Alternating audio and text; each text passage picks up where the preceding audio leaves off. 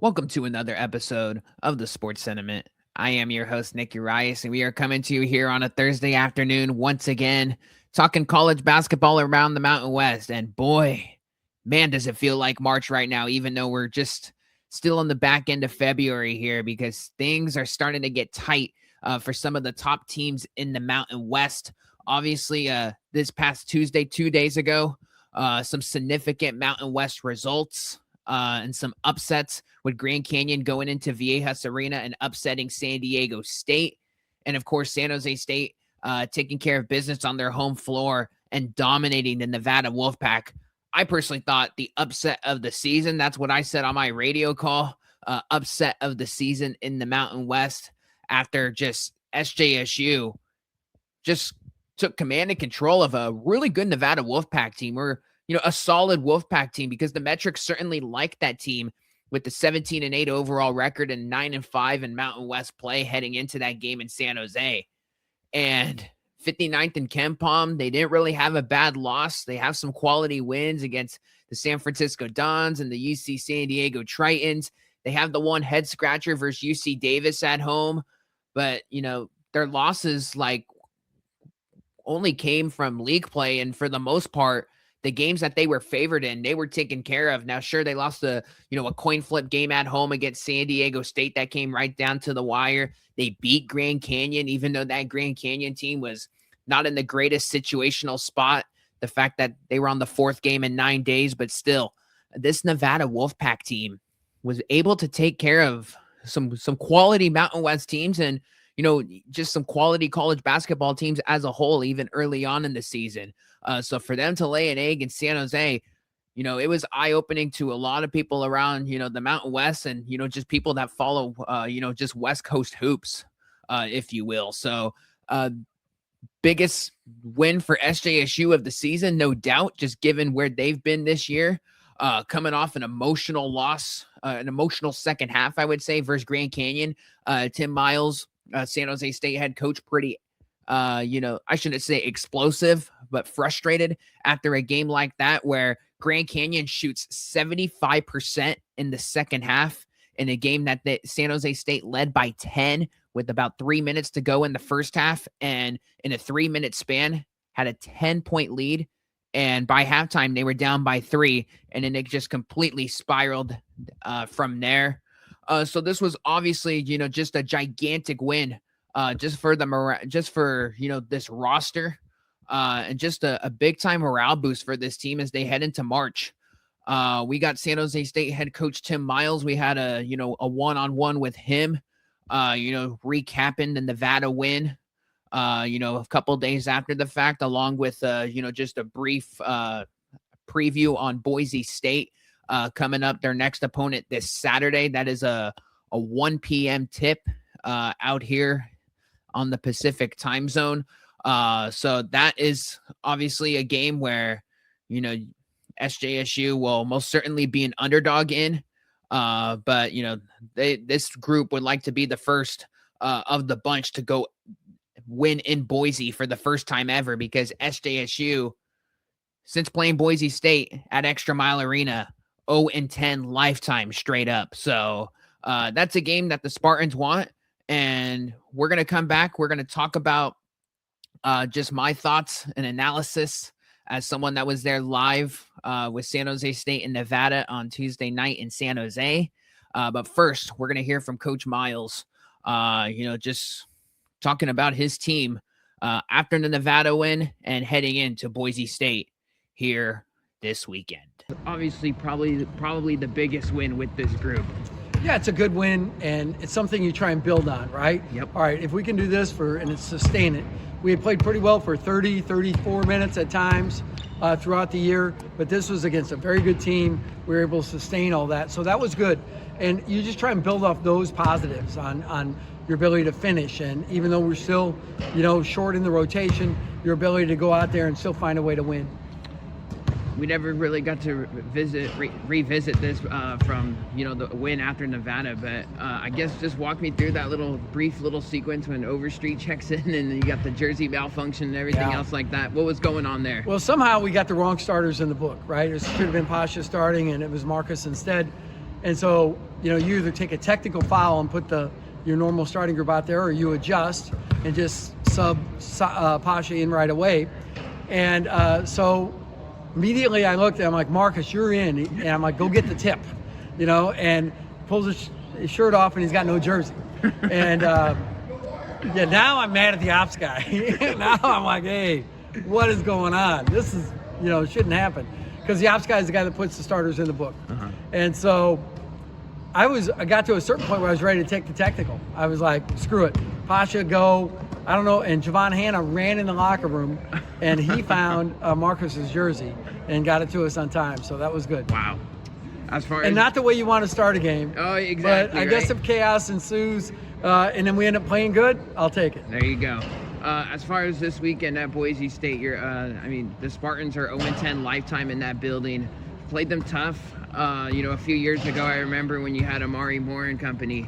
I guess just what are the challenges of going in there, every year with, Leon Rice's crew? Yeah, they're a good team. Leon's done a good job. He's kind of built it in the mold of Gonzaga. They got big physical bodies. They run their stuff right. They've got guys that can really score it on the perimeter too. I think their physicality is what's most impressive. And so we'll have to match that. Nevada's also a very physical team. So I think that this is always a difficult matchup, but one I'm excited to tackle. You had Elijah Price with Nevada earlier this week. Now you're going to have Drew Fielder. He kind of roughed you up a little bit out here in San Jose. I guess what's the difference in that matchup? Because they're kind of two different style of bigs. Yeah, Drew can really pick, pop, shoot threes. He offensive rebounds really well, where I would say that Price is probably more effective at the rim and in the lane. Drew can also hurt you outside. So Fielder's tough. And I think our game plan is going to be all right. I was disappointed last time. We were in that ball game. We were right there. And early in the second half, it went from like 3 or 4 to 9, and our competitive spirit just died. And you can't allow that to happen. You got to ride things out. You got to fight for what you're there. And teams have come back on Boise, so those opportunities are there. We just got to fight for them. You guys win the rebound battle versus Nevada. How much are you preaching that? Like, hey, we got to really crash the glass this game against the Broncos and, win that 50-50 battle on the glass. I think you just do a good job defensively. You force some misses and then grab that ball, right? Yeah, get the loose basketballs from there. Thought we did a better job against Nevada than we did against Grand Canyon, of course, and we're going to need that same effort against a team that's smarting off a loss at Utah State and Boise. Last one for me on the way out. Last time maybe the Spartans and Broncos go at it here. I guess just your respect for Leon Rice, because you guys have had some good battles over the years, even though the final score might not really reflect it. I think I played him for 3 years when I was at Colorado State in the Mountain West, and then returned and 5 more here. So it's disappointing for me personally. I'm sad to see the Mountain West break up the way it's going to. I know we've tried to do a good job putting things back together. But I like Boise. It's a good town, nice restaurants, and but we're going there to win. All right, there you have it. San Jose State head coach Tim Miles. Hey, I could co-sign with him on some good food out there in Boise. Barbacoa. I know every local in Boise knows about that place, but as a visitor, holy, there's a reason why they almost got 5 stars on Yelp. I could co-sign with that place. So if you're ever in the Boise area, just anybody that's stumbling upon this podcast, that's a place I recommend. Not too far from, just Boise State as a whole, like right down the road. We walked right down there. We walked from Barbacoa to the Boise State football stadium. A little bit of a walk, but it is doable, I will say. So Tim Miles is definitely right on the food options out there in Boise, Idaho. They got some plush places. As far as his comments on just some other things, man, oh man. If you didn't watch the first 20 seconds of the game, it was pretty funny. And I wanted to get some clarification from Coach, because he never really chatted about the after the game Tuesday night, about that whole just jersey malfunction with Marcus Overstreet and the lineups. So I guess Overstreet wasn't supposed to start. It was supposed to be Pasha Gadarzi, but Marcus got in the books in the starting lineup. Nobody really knew about it, I guess. And then he had to, come in. And of course, he's got no jersey underneath. And then you heard Coach Miles with the rest. He was about ready to take a technical at that point, to start out the game with 2 free throws with no time getting elapsed on the clock. But man, oh man, you're not going to see that all too often. You see that some of that crap in the NBA with when the equipment guy brings the wrong jerseys, but that's pretty bizarre for it to happen at home, right? So, just some silly stuff there. Wanted to get Coach Miles' perspective on it after sleeping on it for a couple days. But hey, like he said, Boise State's a really tough team, really good rebounding squad. Physicality, when I saw them over a month ago in San Jose, very physical team, very physical. Like, you see why they took San Diego State to triple overtime. And I know they got wrestled around versus Utah State last night, but still, like, they can match whatever they want up front with teams with Drew Fielder. And Drew Fielder is a very versatile big. That's why I appreciate Coach Miles' answer on just the difference of game plan between him and Price. Because Fielder's a pick and pop threat, like he said. He hit like 3 threes in San Jose. Might have hit a few more than that. But he was a threat from 3-point range. Price is not really a jump shooter just yet. It's not really within his game as a sophomore. But for Drew Fielder, that is a really tough cover for any of just the SJSU bigs, and especially if they're in foul trouble like they have been for the past month. That's going to be really tough. Opens up lanes for guys like Javian Buchanan and Andrew Meadow, who are 2 really good slashing forwards that can get to the rack, for that Boise State team. So Leon's going to have is going to have things schemed up. How does SJSU, go on the defensive end themselves?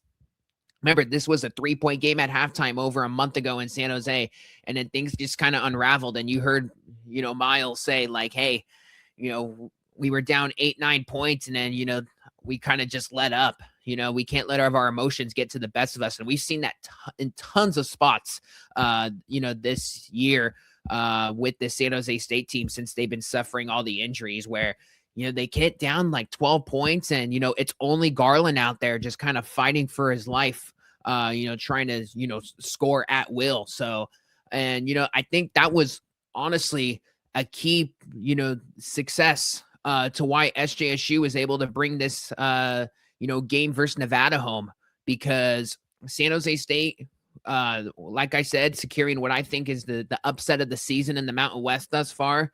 You could certainly, argue UNLV at Utah State.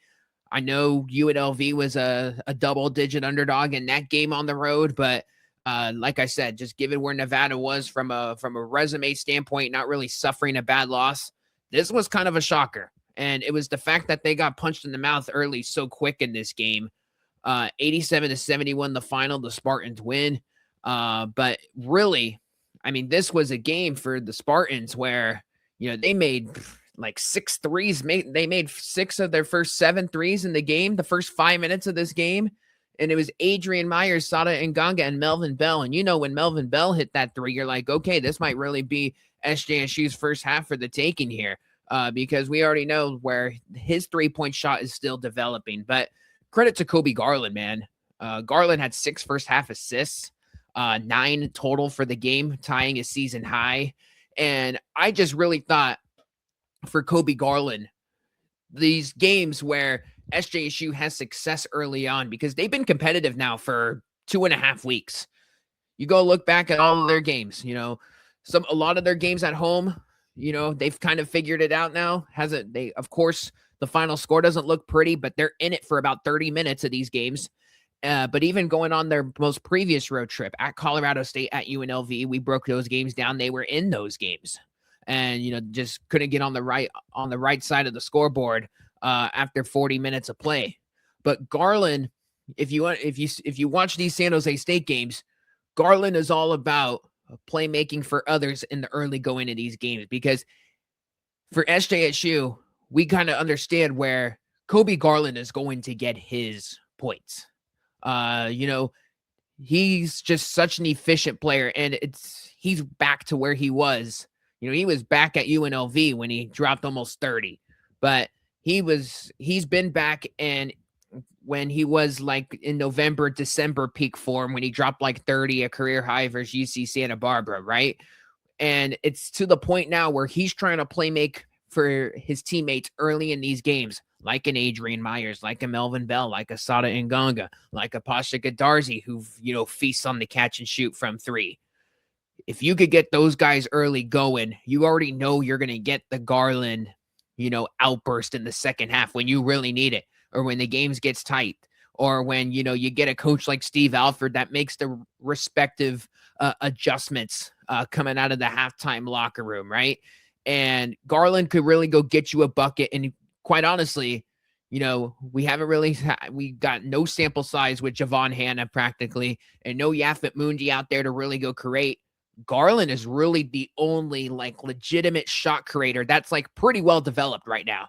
We think that could be the case with Melvin Bell in a year or two from now, but he's not at that stage yet where it's like, okay, I need a bucket, go get me one. Garland is really like the only guy on this team that's healthy right now that you really feel comfortable doing that. And I think that's pretty important.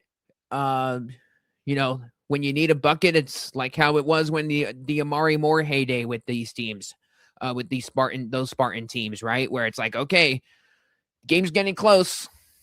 The side guys are kind of, leveling out a little bit. They're missing their shots, their legs, there's not enough, legs on that three of theirs. We need a bucket. And right now, Garland is the guy for that. But when you have 6 first half assists from Garland and you're just firing from three as insanely as you are in a game like this, that's going to completely, just completely flip the script of this game. SJSU was up 20-5. I mean, we're not joking when San Jose State really came out firing in a game like this. And Nevada was kind of just really asleep at the wheel, not only in the first 5 minutes, but really all night. A wire-to-wire win for the Spartans. Steve Alford, I mean, he completely really just abandoned things with his starting five. I mean, he threw in Miles Walker in there in like the first 7 minutes of this game. I think he called one of his own timeouts, and he just needed somebody else out there just to kind of, see if he can dissect things with the Spartan defense. Like we said, Miles Walker, they relied on Price a ton. And I mean, Camper had 18 points, but I thought they did a pretty good job on him for the most part. A lot of those points came late in the second half when, they were playing the foul game and doing all of that nonsense late. Von Weems was giving them some trouble. Like he had like 2 or 3 and ones in this game. He was really, I thought, one of their better players, one of the better starters, I would say, along with Price. But even Joel Armo trading off the bench, I thought gave them some good minutes. And I mean, he hasn't played in 3 months, right? He was on the shelf. He was injured. And I thought, maybe he should have gotten a few more minutes, but SJSU had an answer for, almost everything. Nevada's offense, man, just looked janky in the half court. It's almost like when I saw them at Santa Clara, like relatively early in the non-conference, where it was like, Price is not really acclimated to this offense. They were taking some really bad threes.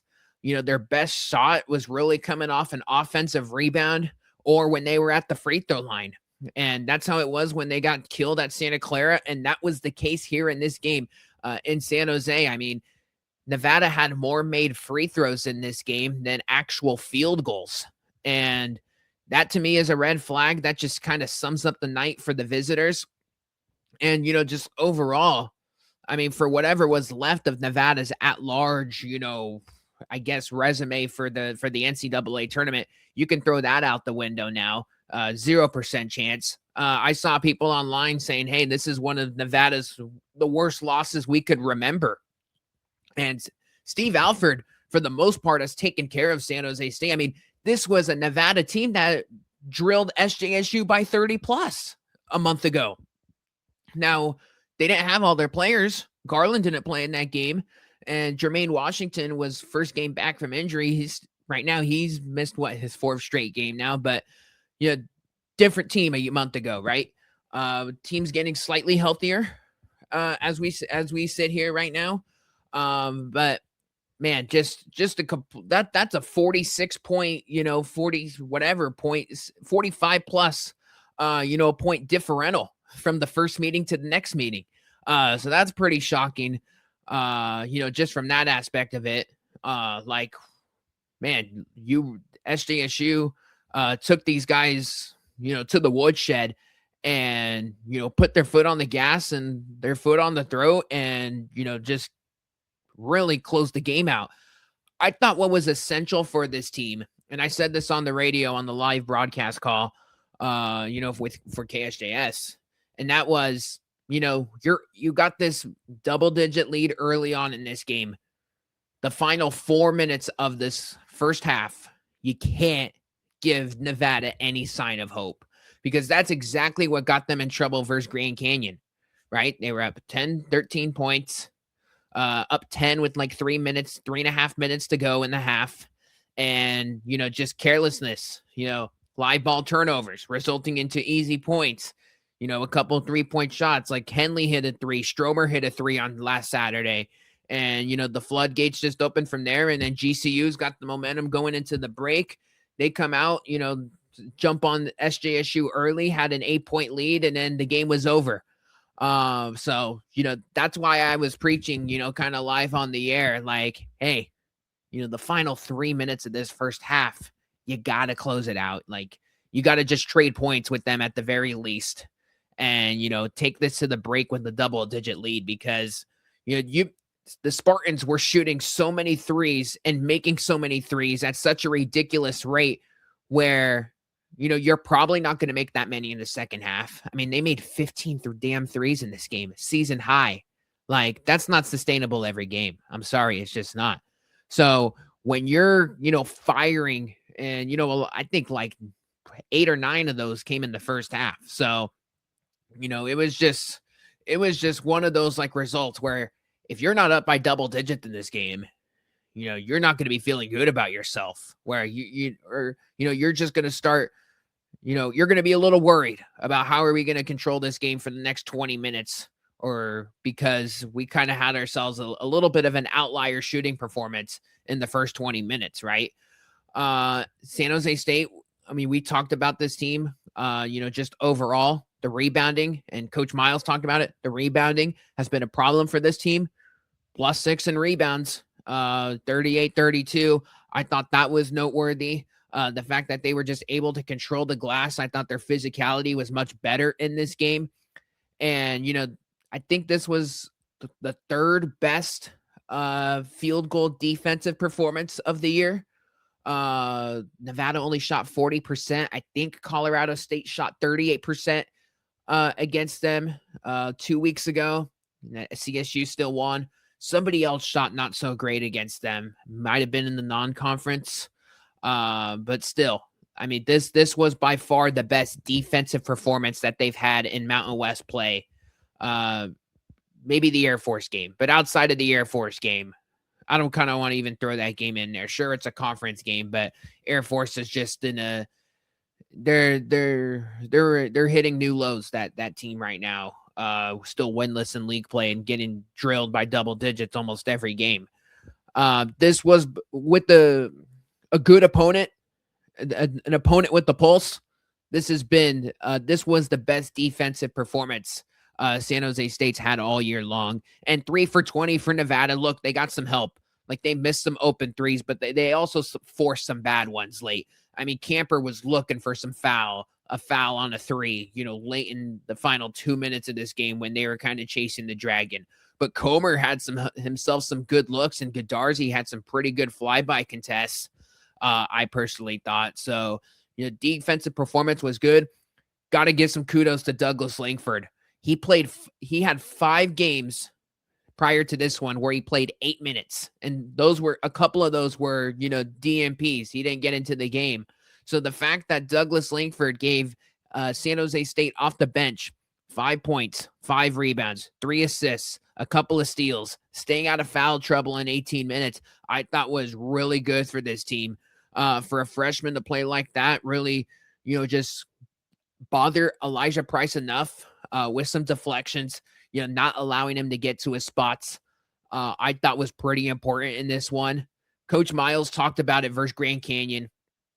I know we didn't come and address, the game immediately after Grand Canyon, but Coach Miles was not happy just about the defense and even just kind of calling out, some of his reserves off the bench saying, hey, they're not practicing well right now. And my philosophy is if you're not practicing well, you're not going to get into the game.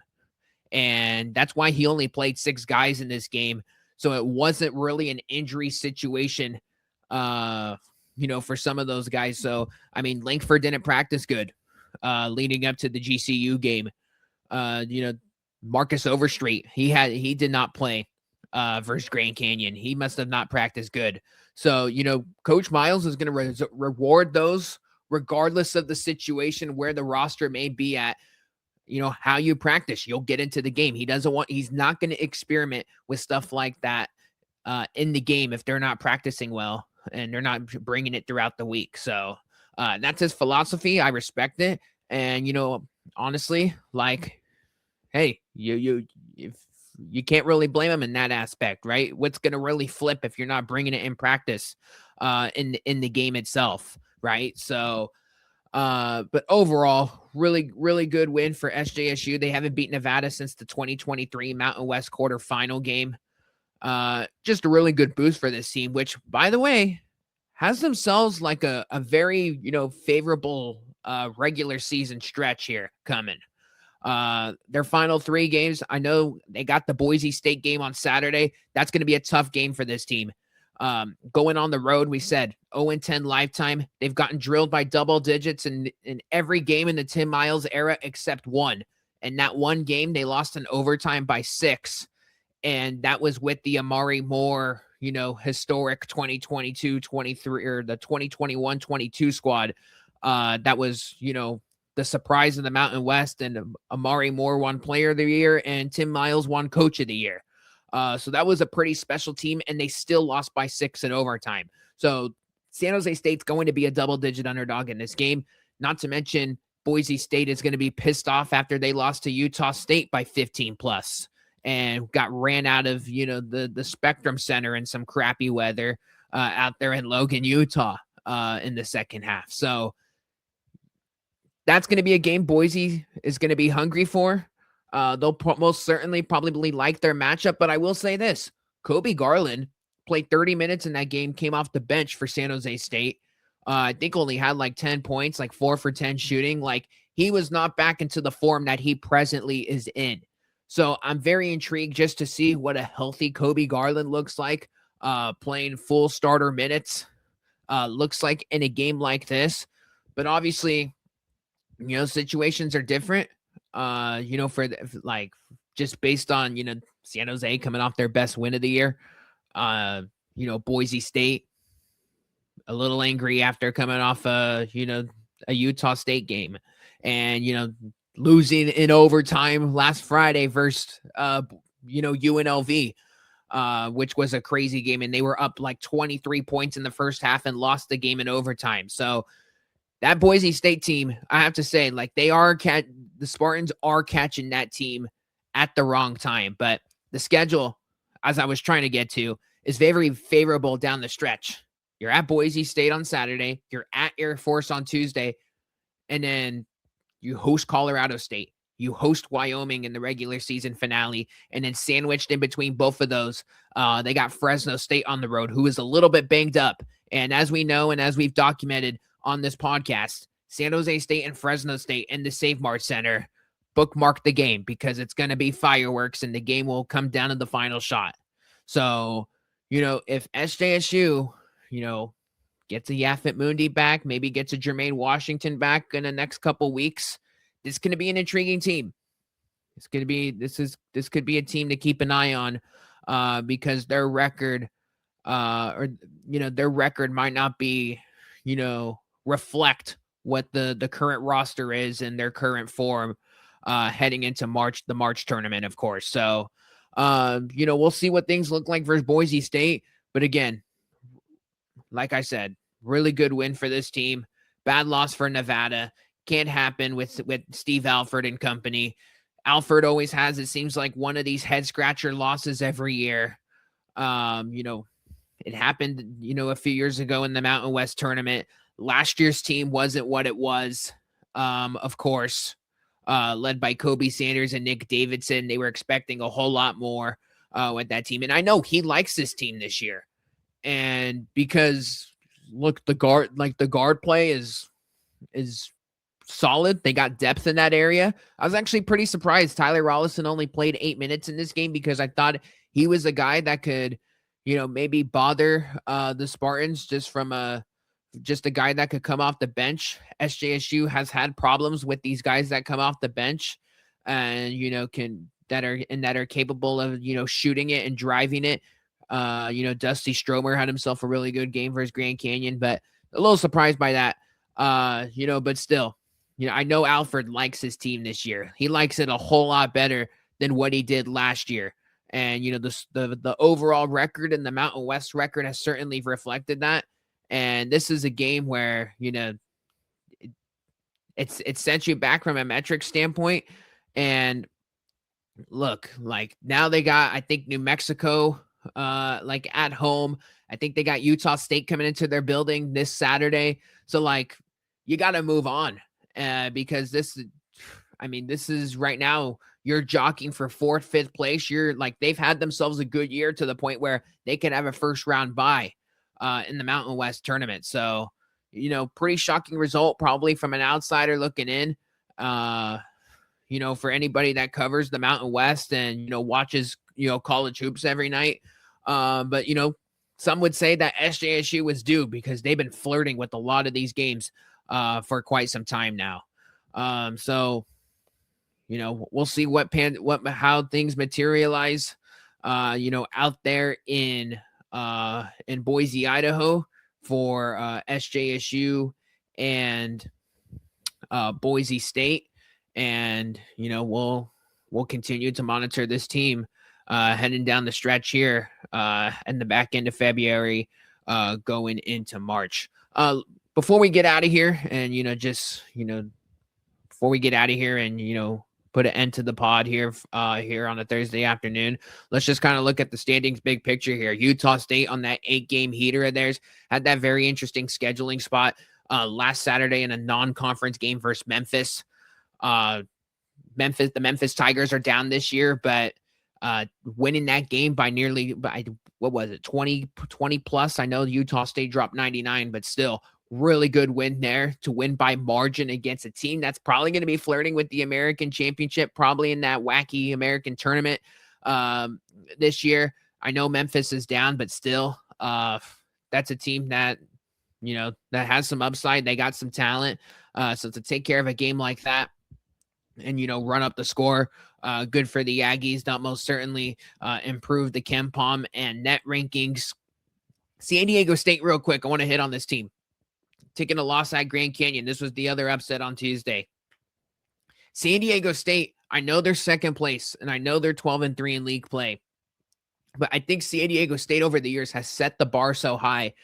So when we see them to kind of take a loss and kind of get punished at something that they're really good at doing, and that is with their, I guess, shot blocking and rim protection, like what Grand Canyon was able to do, just score at will in the paint, that's kind of noteworthy to me.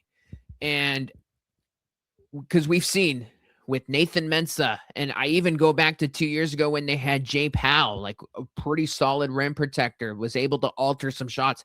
They just don't really have the firepower down low this year. And, Jeremiah Odin, like he can do it. He can hang there for you, but like, if him and Compton are kind of like your main frontline guys, like I like Compton more than Odin from that perspective.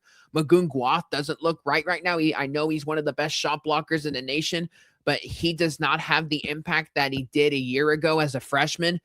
And I think overall, like their offense, like don't get me wrong, like it's good in some spots, and Bird had himself a good game versus Grand Canyon, and he had 18 in that game, but there was just nobody I can really trust right now from beyond like Miles Bird. And even Bird's kind of hard to trust in these games, right? We talked about like just kind of his up and down offensive, game. Like it's just inconsistent at times. And that's something that Dutcher addressed in the preseason. Like Reese Waters, he's kind of been, dealing with all these injuries. He's kind of been in and out of the lineup, and, he's had some good performances this year, but in some bigger spots, he struggled a little bit. BJ Davis has been kind of the savior for this team. Where would this team be without him? Like the Boise State game, even going back to last year, there was some games like he is like their best like scoring threat, like over the course of the season when you take it from start to finish, and he comes off the bench for this team. So I don't know, like San Diego State's still really good. Maybe I'm overreacting over a one loss to Grand Canyon, maybe, but this is a team right now where, we said, hey, refresh the bracketology every single day. There's hoops games being played on the hardwood because this San Diego State team is probably on the outside looking in right now with the quad 4 loss to Troy and, going 0-2 versus Grand Canyon and, taking some losses that they're really not accustomed to, along with, not getting the marquee win in non-conference this year. Like the Oregon win, what does that mean? That's a nothing burger right now. The Oregon Ducks are one of the worst teams in the Big Ten. So this San Diego State team, they preached about their depth. They talked about how good of a team that they were. And, and I know like the overall record looks good right now and the conference record looks good right now, but the league is down this year, right? Like the league didn't really do themselves any favors in the non-conference outside of a 1-week stretch during feast week. So, San Diego State, I think they host Utah State like in the first week of March. That's a game they absolutely have to get. They can't take any more silly losses. They got the New Mexico game at the Pit, which is probably going to be a scheduled loss. Like there is not that many opportunities for this team, which means they're going to have to go make a really good run in the Mountain West tournament, which is something that Dutcher's always pretty much done outside of, last year, of course, where, they ran into a smoking hot Boise State team before they, ran out of juice in the championship game to Colorado State. So I'll keep an eye on San Diego State. Not going to bury them. Or do anything like that. All we're saying is right now, they're in some dangerous territory from an at-large standpoint with their NCAA tournament resume. And when you watch this team and you see a team like Grand Canyon really take it to them on the road at, in a true road game for Grand Canyon and at Viejas Arena, I'm scratching my head a little bit because we haven't seen that at all with Brian Dutcher teams in years past. As far as Grand Canyon's concerned, we had Brendan Williams on a week ago on this podcast, and I'd love to be talking to him right now because he was saying, I'm very worried about Grand Canyon. I don't know where this team's going. Their offense, I'm very worried about it. Their defense has been, solid. And he sees the game in San Jose, on Saturday. Not great early, but really good recovery, shooting 75% in the second half, in San Jose. And then really responding well, on the road at San Diego State and really controlling the game. It's amazing what 2 games on the road can really do from a fan perspective and, just a morale boost for the team, as a whole there. All of a sudden you start puffing your chest and start feeling good about yourself and thinking, man, we really belong here. I'm really starting to buy into Grand Canyon that they could really win 3-4 games in this Mountain West tournament coming up. They're going to have the crowd there. Obviously the bracket's going to tell us some things, but man, does this team look good right now? They have all the capabilities of doing so. We talked about GCU's kind of underrated front court with Brennan last week. Effie Demerol, was just bullying San Diego State down low, especially in the first half. Just a really good, tone-setting performance like he did, a month and a half ago now at Boise State. And Jaden Henley, Makai Williams, Brian Moore. Brian Moore's a really good mid-range shooter. Makai Williams and Henley can get to the rack. Dennis Evans provides them some defensive, good shot blocking, stuff down low. And, they got some really good guys that complement them with Stromer off the bench and, Breidenbach to, really spread out the floor. Like that's a good team, and they can match up with a lot of Mountain West teams in that tournament on the neutral site. And I look at that defense. Defense is always going to travel. It's been consistent, all throughout for the most part here in Mountain West play. and, the defense will travel. So, give that team a whole lot of respect right now.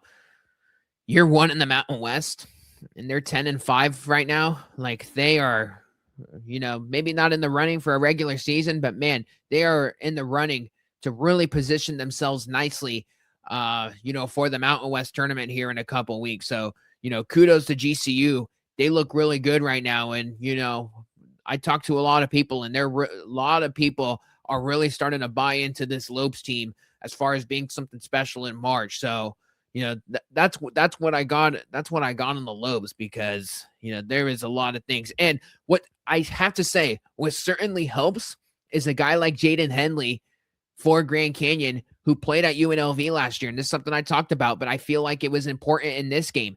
The fact that he's been into all these Mountain West environments before, so he could kind of, really control, a lot, not the crowd per se, but, really, I guess, control his, the huddle with his teammates, and be like, keep him as a motivator. Cause it's not like he knows, like, walking into San Diego State, he knows what that environment's going to be like. Walking into San Jose, he knows the place is not going to be packed. Right. So, dealing with, kind of a wide spectrum as far as different environments, Henley's been in those before, from his previous time at UNLV, and he's been a great leader for that team.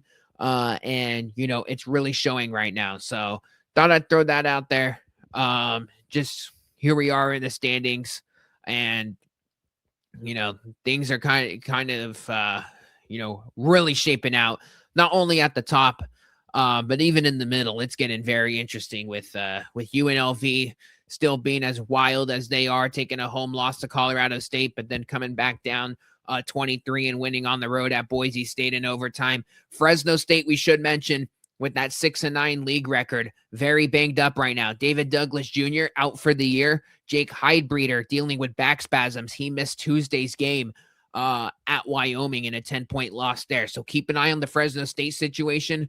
Wyoming's been good at home, but, not so much on the road.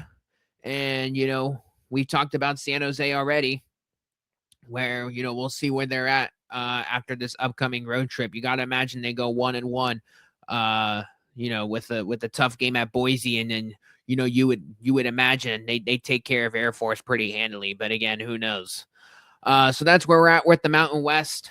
Can't wait to, keep monitoring this league, because I think it's going to start getting crazy here as we approach March and into the Mountain West tournament. So we'll most certainly be back next week, recapping the road trip. We'll have another conversation, with Coach Miles before they get Colorado State in a week and a half from now in their own building. And we will most certainly regroup from there. But enjoy the weekend, everybody. Enjoy the games.